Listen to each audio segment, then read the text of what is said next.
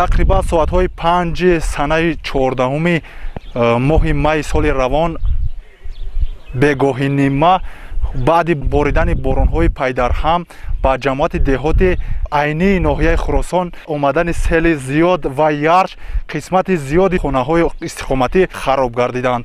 Ба иттилои масъулин ярчи омада ҳудуди 7 метрро дар бар мегирад. То ҳол хисорот дар ноҳия муайян карда нашудааст.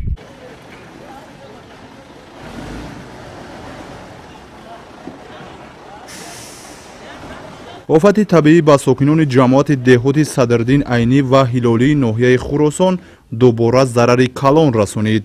сокинон мегӯянд, як моҳ шуд хонаҳои истиқоматӣ ва ҳавлиҳои хешро аз сангу гил тоза карда буданд, вале корашон омад накард. аз як лав ҳамаро шушта хона ба хона ҳами совети қишлоқи Айниро хонае нест ки беоб намонда бошад. ҳамаро зери об карда.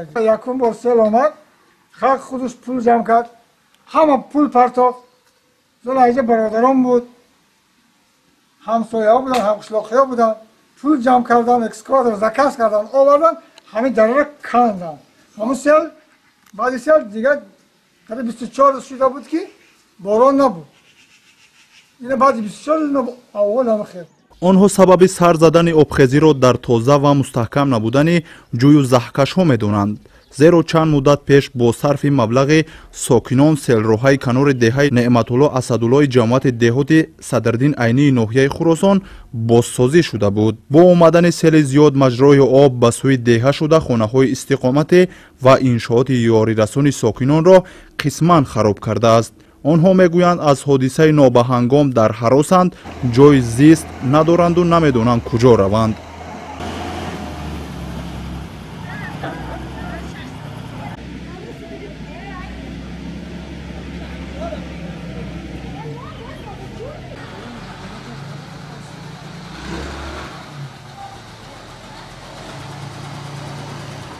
як 3-4 нафар кити 800 сум инам хона ки ҷабр диге ай боло аммо 800 сум акси худиш фартов ҳами ами хона 100 сум аз 5 сум пул ту ки диган списка дада сум ҳасте мо овардем даму экскаватор додем намира кандаги айчан метр.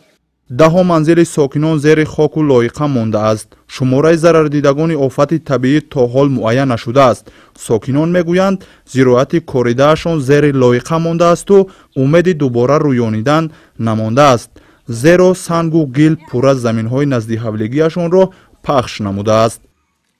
хонаҳоро нав 2 ҳафта нашида айами лоиқа тоза карда сафед карда даромада будем, дар ҳаминҷо мо зиндагӣ карда иста будем ки бо ҳами дар ҳами соати 5 буд дар ҳамин ҳолат шид.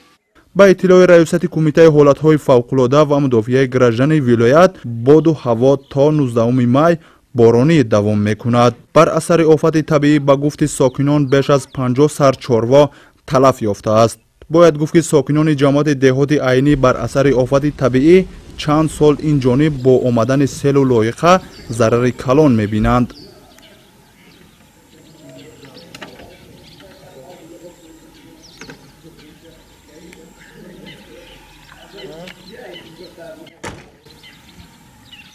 бар асари офати табиӣ як сокини 55-солаи ноҳия бедарак шуда то ҳол пайдо нашудааст. ситоди вилоятӣ оид ба офати табиӣ дар ноҳия ба хотири ба ҷои бехавф баровардани лавозимоти рӯзгори сокинон кор бурда истодаанд.